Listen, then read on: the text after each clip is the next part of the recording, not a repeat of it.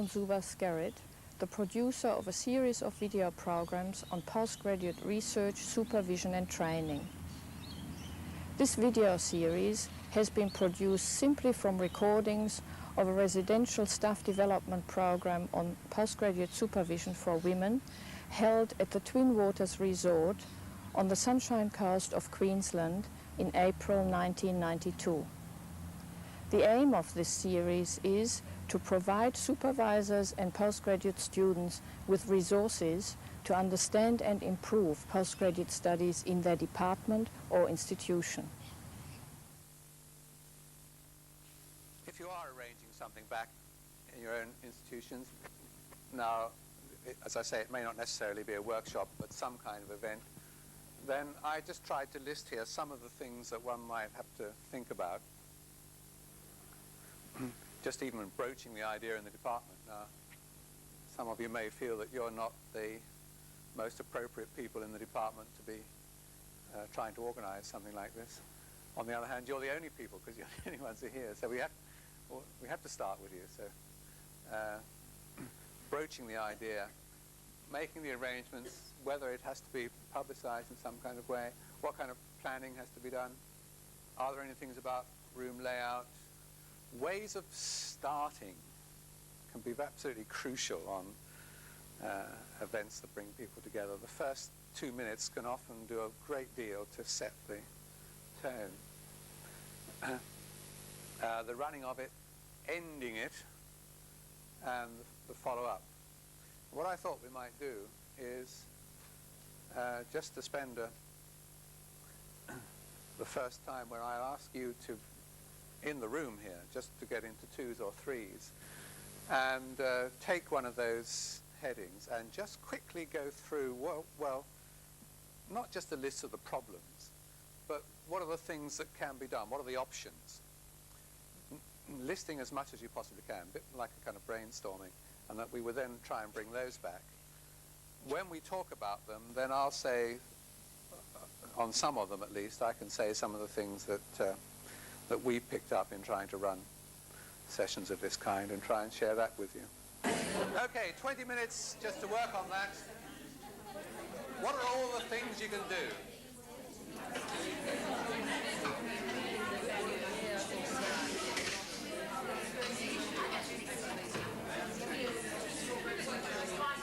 What we're trying to do here is to go through, under each of these headings, as many suggestions as we can about things that can be done.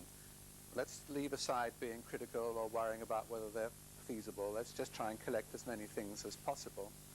And I'd certainly like to encourage my colleagues who have had experience of running workshops to join in as well. And I'll say 1 or 2 things if they seem to be pertinent. Okay, so let's go for it. Broaching the idea. Who's taking that one? We started off by highlighting 3 thoughts to start with, and spoke about what is the idea, who is the audience, how do we make colleagues receptive. We decided we would use more than one participant from this group, preferably across a department. We would, first of all, using that as a base, go through and write a report on what happened here, and with letting people know of our intention to introduce a workshop. We thought we would target the postgrads more as a way of enticing possibly unreceptive colleagues and get their interest that way, but make sure it went to everybody and have the participation open to everybody. We then thought that possibly we would consider 2 slightly different strategies for how we'd hold the workshop. If the majority of colleagues were receptive, we could try a more formal one. If they weren't receptive, perhaps it would be better informal. And we mean by not receptive, if you're sort of hoping to entice the supervisors along, to have it a more informal where you sort of throw up ideas and say, hey, this was one of the ideas suggested, what do you think about this? Here is one strategy for comparing the nature of the interaction between students, what do you think about that? Versus perhaps a more formal one where you think the majority of your colleagues are going to be supportive.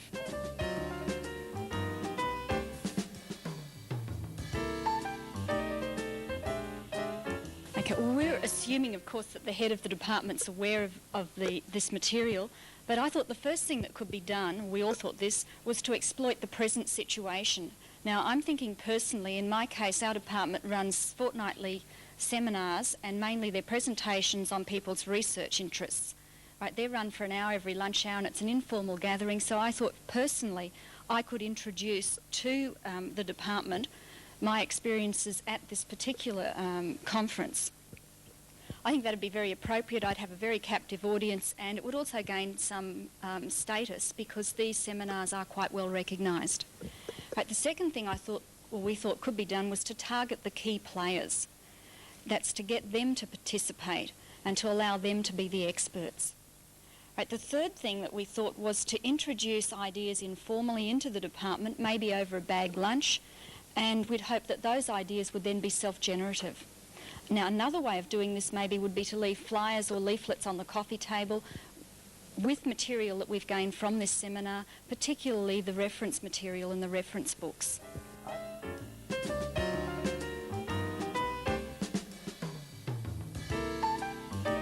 We've got some ideas here for publicity, but we'd like to start by obtaining, if possible, the support of the head of department and or the dean in your area, and making sure that they've seen the material and aware of what you're going to do.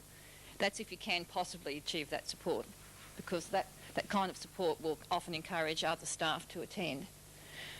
Particularly important is individual targeting of staff and students. I don't know what experiences you have, but my experiences have been that postgraduate students in particular are very hard to reach. They're in separate areas. They often don't read notice boards. They are isolated. And Judith noted that recently where she sent individual letters to staff as well as students, but to everybody with their own names, their own envelope, that they all actually read them and came. So that it is something worth considering. But also obviously by phone and by word of mouth. Design of posters, if possible, make them attractive and really consider where you're going to put them up. If you have different buildings or different sites, are you missing one group or several groups? I think a lot of us have had that experience where you just don't reach one group when you're planning something. Perhaps try and get an outside speaker and publicise that so they think that there's somebody interesting whom they haven't heard before at this presentation or at this workshop. Perhaps also consider a social component and publicise that. And if you are going to open it to a larger group than your own department, put it in University News and allow yourself enough time to get it into University News. Also consider newsletters.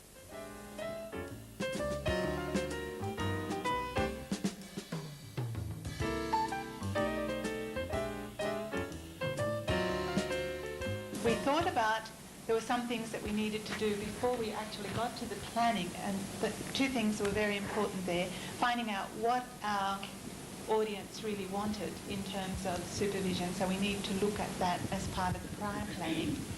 And we also needed to think very carefully about what we as two individuals can offer and what other people within our institution might be able to offer. So that would be done beforehand.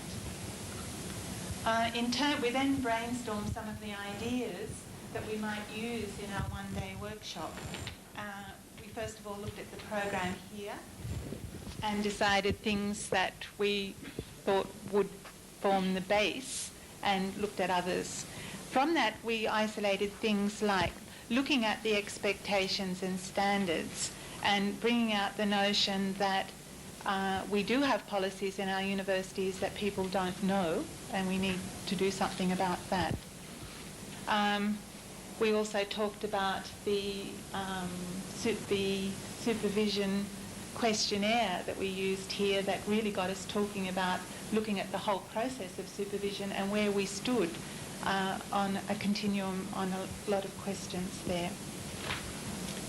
We felt that looking at the process of supervision was very important, and that a small part of that might be simply raising people's awareness across the disciplines that we can in fact teach a writing process. We didn't see it as our role to run the workshops on the writing process, but certainly to include some sort of activity which raised awareness about that writing process. Bringing out the notion of the isolation of the postgraduate student and the appropriate environments that can be created to overcome isolation was an important thing, and that part of that might be looking at the various sorts of groupings that can be used, the group process and the way that might be used to reduce isolation.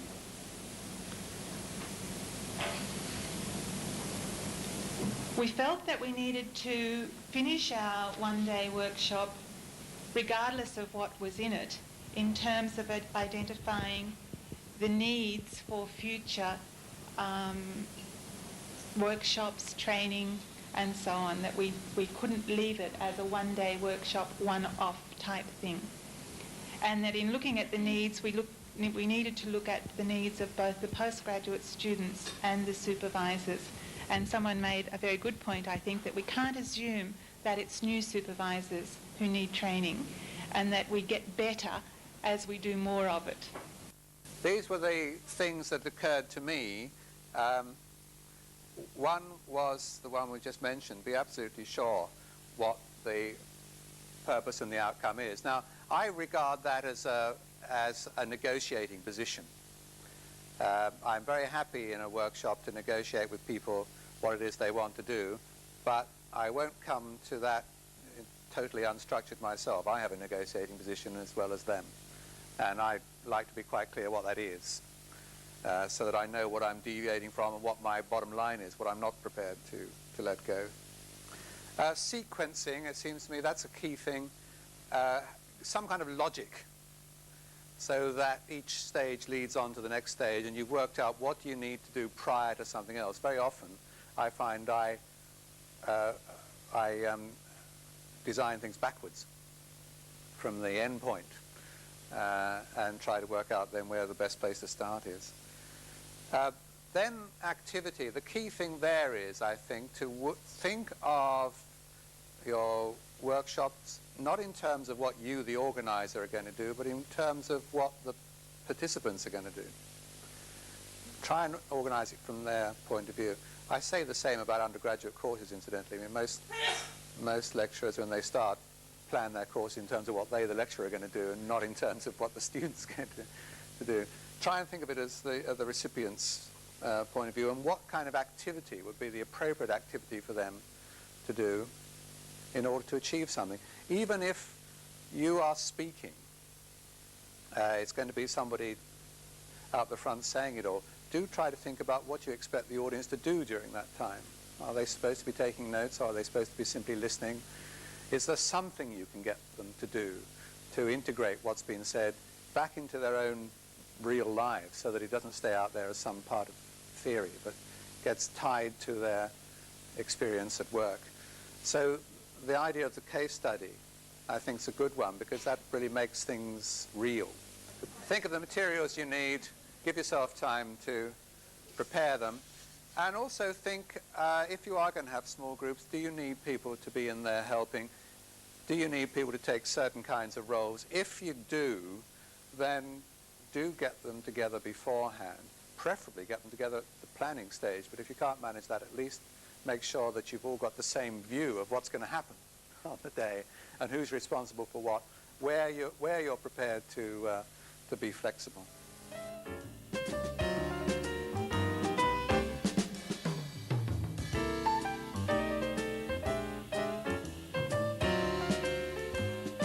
Things to keep in mind. You already mentioned a lot about location, which is half of what we were talking about.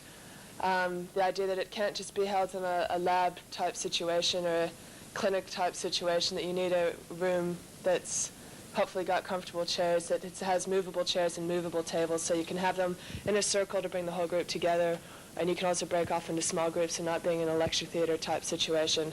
Also having things like overheads available if needed, and also having either coffee, tea, or some drink type something available, so when there's breaks they can actually quench their thirst or whatever.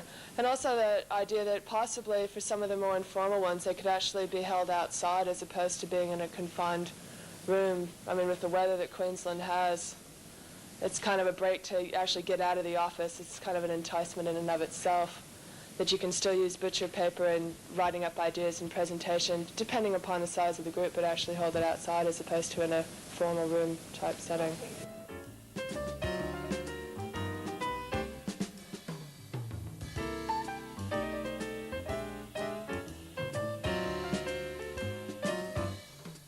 The first thing that we sort of thought about starting was to be active when you start rather than be in the passive mode. We split it down into institutional faculty level, sort of if you've got an audience at an institutional faculty sort of type level, versus at the departmental level. At the departmental level, we saw that there are different structures in departments. There's what's loosely called a hierarchical structure, where perhaps some of the people here are on the bottom rung of the ladder or at the bottom of the hierarchy and feel that they can't impose or be the leader or authoritative in their department when they go back. So in that sort of structure, one of the starting tactics was to invite supervisors to present 5 minutes on good supervisory practice from their point of view.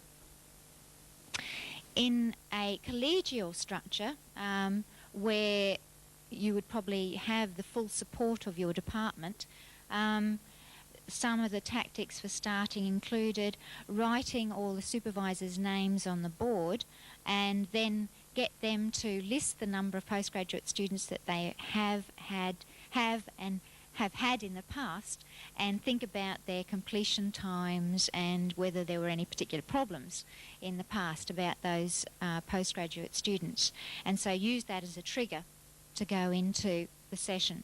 That's another thing I also try to do very early on, and I put it under negotiation, but it's to try to get an acceptance that the success of the occasion is not all mine at the front, that actually it belongs to the people who are there, that it's your workshop, that you're here for your reasons, and you have to carry some responsibility for ensuring that you do that. So I always, early on, try to get some kind of acknowledgement of that, so that I'm not carrying the whole burden of the thing.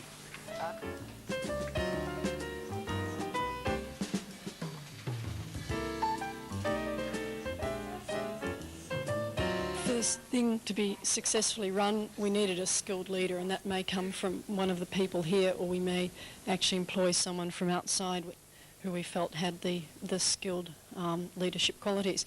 And we felt that we needed to target both supervisors and postgraduates, but they may not necessarily be targeted at the same time.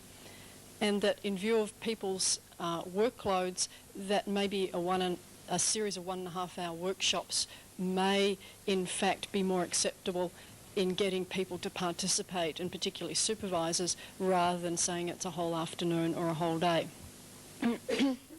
And we felt that the first workshop should involve both supervisors and postgraduate students, and to introduce some aims, talk about the issues to be addressed and ask for problems that people particularly wanted to address, and perhaps present at that point some case studies could be presented if there wasn't a lot coming forward.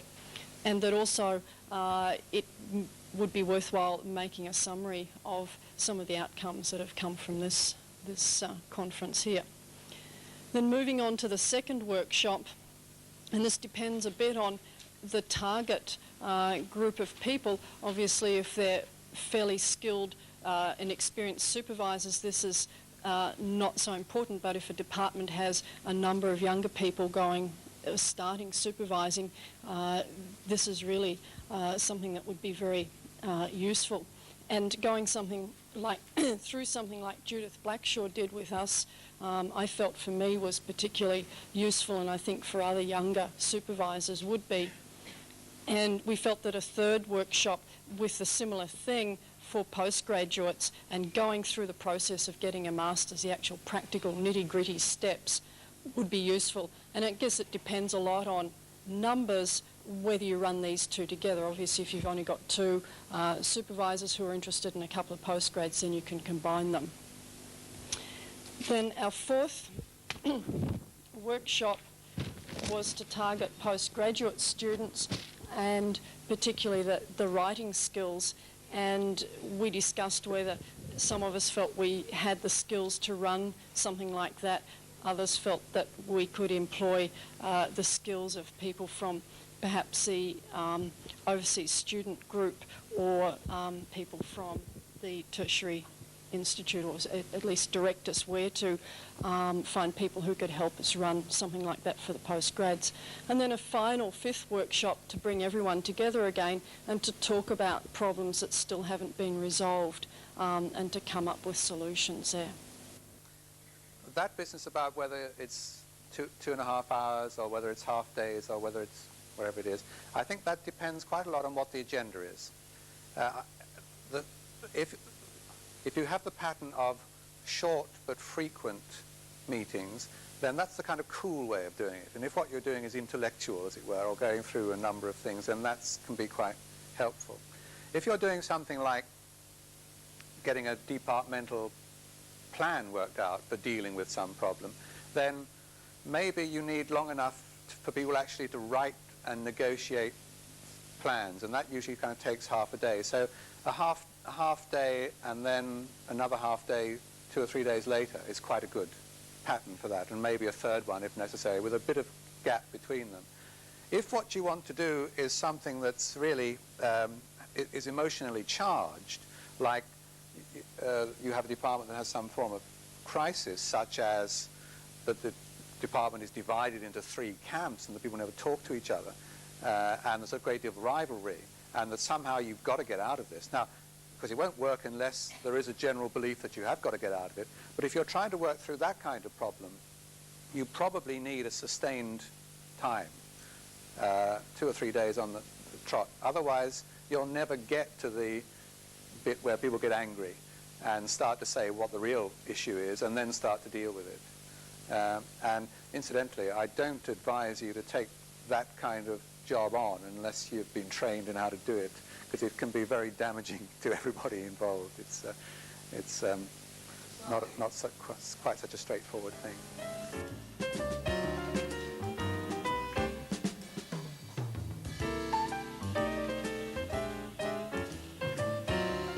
We talked about the need to ask people what the effect of the workshop upon them had been. You know, where are you at now? What's changed perhaps since you came in this morning or at the beginning of the workshop? What's your reaction to the material that's been presented? And getting some discussion and feedback of that. How could we have improved the workshop? Are there things we could have done that we haven't done, etc.? Or did things need more time? And then what needs to happen next? And that needs to be targeted at different levels, at the institutional level, at the departmental level, and at the personal level. What kind of planning needs to go on for the next step? We thought it was important to acknowledge what cannot be resolved at perhaps the level that the workshop is working, otherwise people can feel very frustrated. And finally, it's a good idea to summarise what decisions we actually have made together in the workshop and make sure we're clear about those and committed to them, and what action is to be taken and by whom, and that needs to be checked for feasibility in terms of time, resources, etc., so we don't try to commit ourselves to a course of action that we can't sustain. They were the 3 things I have: recapitulate, evaluate, and manage the parting. Get parturition problems. If you get people to evaluate a workshop just at the moment, especially if it's been an intense one, when they're saying goodbye to each other, you get some quite extraordinary results. You either get absolutely ridiculously lavish praise because everybody's kind of in the sisterhood of that moment because you're just leaving, or you get quite the opposite. People getting are so kind of upset about leaving everybody that it gets reflected in the evaluation.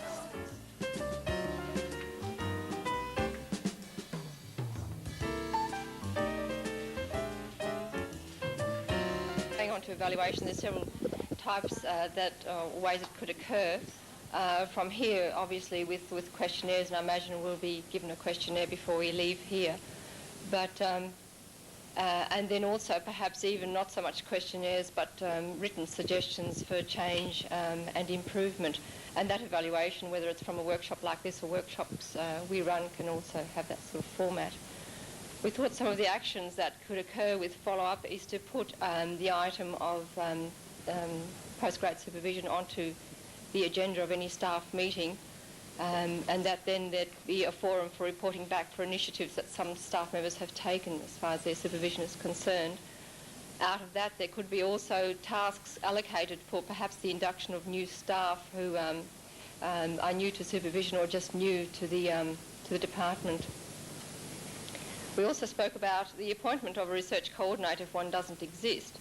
And if one does exist, is to perhaps offer help, because often they're absolutely overloaded with their own teaching commitments and research commitments, and then have the research coordinator's commitments on top of that. And perhaps we sort of talked about ways we could help. We talked about follow-up seminars from here. Some of us are committed to giving those to our departments or to our institutions. Some of us, we then try to work out what sort of follow-up seminars we would have, whether they would be regular. And some of us come from departments where there would only be the possibility of a one-off seminar, not regular. Others already have within their departments regular staff development seminars to which something like this could easily slot. For example, Business Studies at Gatton has a regular staff development seminar every month. We spoke about seminars for students and seminars for staff, follow-up seminars, and then the problem was raised about having staff-student seminars where both groups were in the one, where one member felt that perhaps her staff members would be feel exposed about their supervision styles and that they would either not attend or not contribute. So we thought it was probably fairly important to have seminars for staff and students separately, and then others having a slightly different agenda running for both of them. Surveys of students, regular surveys of students after and before seminars, before so that you can identify what they need, so that if you do have follow-up seminars you know what you're dealing with, and then obviously after. From those specific surveys is to then, as somebody has already mentioned, is to then present specific seminars for specific tasks, for example, writing or publishing type of seminars, research, application for research grant seminars.